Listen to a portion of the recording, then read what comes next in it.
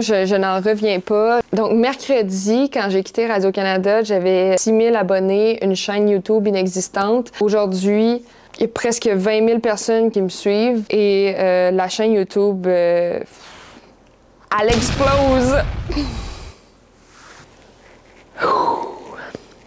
Quelle 72 heures!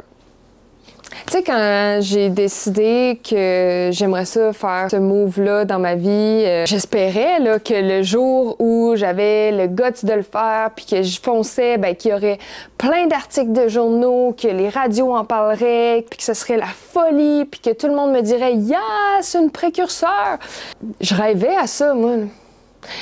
Puis que là, ça arrive. Je comprends pas. On se rappelle que j'ai quitté Radio-Canada mercredi midi. Je tourne ça en ce moment, on est samedi midi. On dirait que j'ai changé de vie.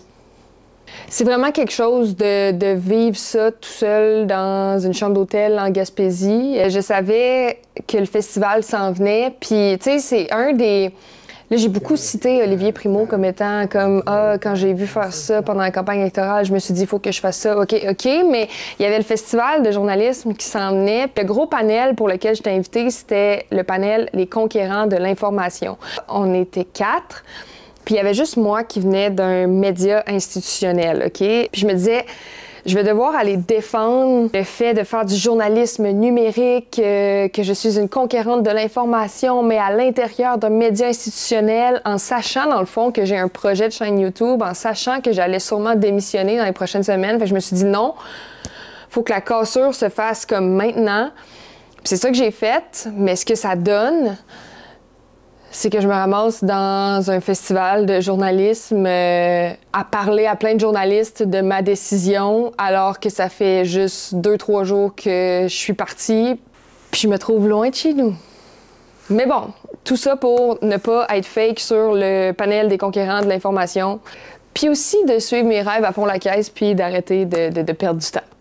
J'ai rencontré un grand YouTuber ici, Gaspard G, qui me dit « Ce qui serait vraiment cool, c'est que tu te présentes au début sur ta chaîne en répondant à tes haters. » Et ce qui est vraiment cool, c'est que j'ai eu de la difficulté à en trouver des haters. Mais j'en ai trouvé, parce qu'il y en a tout le temps. Donc, on répond aux gens qui sont fâchés de ma décision. Donc, Fogface nous demande « Pourquoi ne pas commencer tranquillement? Tu pars ton canal YouTube, mais tu gardes ta job. Tu peux vivre ton rêve sans tout perdre ton revenu. » J'y ai pensé. Quand tu es journaliste à Radio-Canada, tu ne peux pas faire une petite job en parallèle. Tu dois toujours être capable d'appliquer les normes et pratiques journalistiques, peu importe ce que tu ferais à l'extérieur de Radio-Canada. Puis moi, ben il y a des trucs que je vais faire qui vont pas à 100% respecter les normes. Puis ultimement, il y a aussi tout l'aspect que j'ai envie de vivre ce rêve-là à fond, puis en travaillant 40 heures semaine, ça m'enlève quand même quelques heures de montage puis de tournage. C'est vraiment triste comme choix. Nous avions la chance de pouvoir se servir d'une vieille institution et elle avait réussi à nous accrocher. Voilà qu'elle nous dit qu'elle va être commanditée. Dommage. C'est gentil, puis en même temps, il y a une question sur mon modèle d'affaires. C'est sûr que j'adorais mon travail. Radio-Can me laissait full de liberté à produire du contenu cool à l'intérieur de l'institution radio-canadienne. Fait que moi, au début, je trouvais que c'était le meilleur de tous les mondes. Avec du recul, je me pose la question parce que juste en annonçant le move qu'il y aura plus ce logo-là en haut à droite sur mes vidéos, que je vais faire mes propres choses, ben cet engouement-là que les gens ont envers le projet me fait dire que c'est peut-être aussi une bonne chose des fois. Il y a des statistiques qui nous le démontrent, que les jeunes croient de moins en moins aux institutions. Moi, j'y crois à 100 000 à l'heure à notre diffuseur public, mais j'avais quand même une réflexion de me dire, ben s'il y a plein de gens qui y croient de moins en moins, est-ce que je devrais peut-être juste partir à mon compte? Il y a quand même toute cette gang-là qui fait de moins en moins confiance aux institutions que je vais peut-être pouvoir aller chercher puis les amener à s'informer. Je comprends le point, mais moi, je le vois positivement. Moi qui m'imaginais que d'obtenir un emploi de journaliste à Radio-Canada était le début d'une carrière florissante et incroyable. C'est totalement vrai.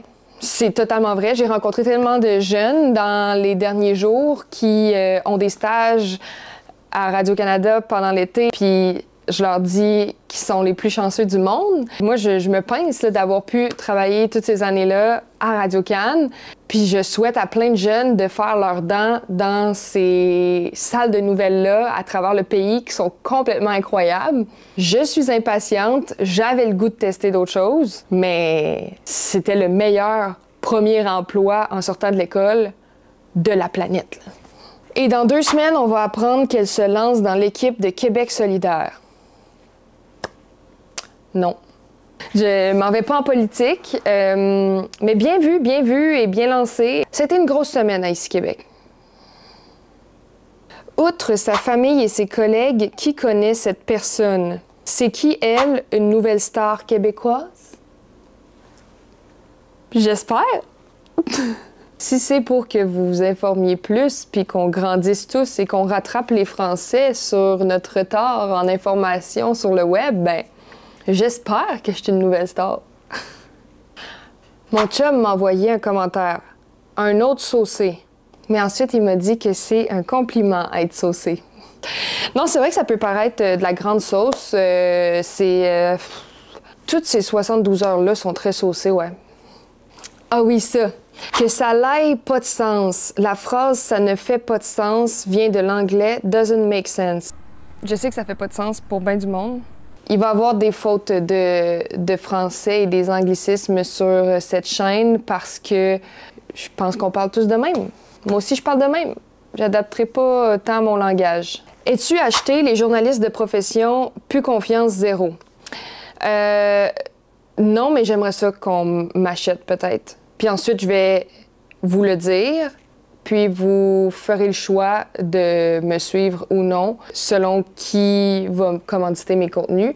Mais ça va tourner aux alentours d'une pizzeria, d'un café, que vous allez savoir, puis vous ferez le choix par la suite de vous informer où vous voulez. Puis quand je dis que vous allez savoir, je vais vous détailler le genre d'entente que j'ai avec ces compagnies-là. C'est-à-dire que si la pizzeria qui me commandite décide de dire « Tu sais, Alexandre, nous, on a des rénaux là, devant notre pizzeria, puis on aimerait ça que tu fasses un reportage là-dessus pour faire avancer notre cause. » Puis jamais de la vie. Jamais de la vie. Mais si ce commanditaire-là est prêt à financer de l'information, à financer mes contenus pour qu'on voit sa pizza, que ça vous donne le goût de manger de la pizza, puis qu'en plus, ça vous donne le goût d'être informé, tout le monde est comme content, genre la pizzeria, moi, puis vous. Là, on jase.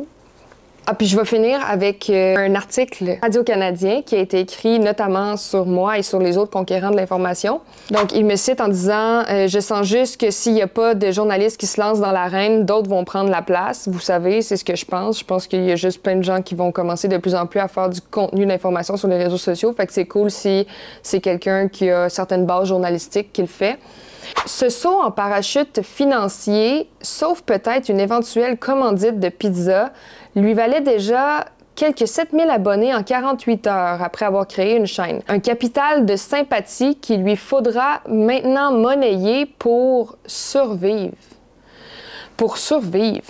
Ça me donne l'occasion de relativiser mon move. J'ai tellement vu le mot courage, audace dans les derniers jours. Merci. Puis oui, ça m'a pris du courage. Puis oui, j'en ai braillé une shot. Je me suis demandé pourquoi j'ai autant ce désir-là, mon Dieu, de tout lâcher. J'aurais pu rester dans le poste que j'avais. Le poste était tellement incroyable. Mais la vérité, là, c'est que je crois en moi, je crois en mes capacités, oui, de créer quelque chose de vraiment gros, là, j'y crois full. Puis c'est un peu tabou au Québec, là, une jeune femme de 27 ans qui arrête pas de dire qu'elle croit en elle, puis en ses capacités de faire des sous, puis de faire un produit hot, puis que ça va marcher. Mais j'y crois. Mais tout ça pour dire qu'il faut relativiser un peu la chose. Je pense que si tout ça ne fonctionne pas, finalement, je vais me trouver un autre job. Tu sais, je sais pas, j'ai un bac, j'ai des connaissances, je sais bien me présenter. Je serai pas à la rue. Je serai pas à la rue.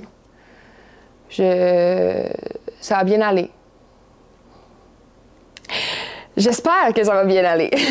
Merci pour cet amour-là. J'ai voulu répondre à certains commentaires qui étaient peut-être plus négatifs ou qui revenaient ou qui challengeaient un peu, notamment le modèle d'affaires. Mais ultimement, la vague d'amour que je reçois en ce moment, je ne la comprends pas. J'ai de la misère à l'apprécier à sa juste valeur. Je veux comme vous rendre l'appareil absolument. Dans les prochains jours, on commence ça. J'ai plein d'idées de reportages, d'entrevues, de trucs qui, je pense vraiment, vont vous intéresser. Puis je vais vous mettre au cœur de cette aventure-là. Je vais vouloir vraiment savoir ce dont vous voulez que je parle. My God, c'est excitant, j'ai des frissons. Merci tout le monde. Je pense qu'on fait ça.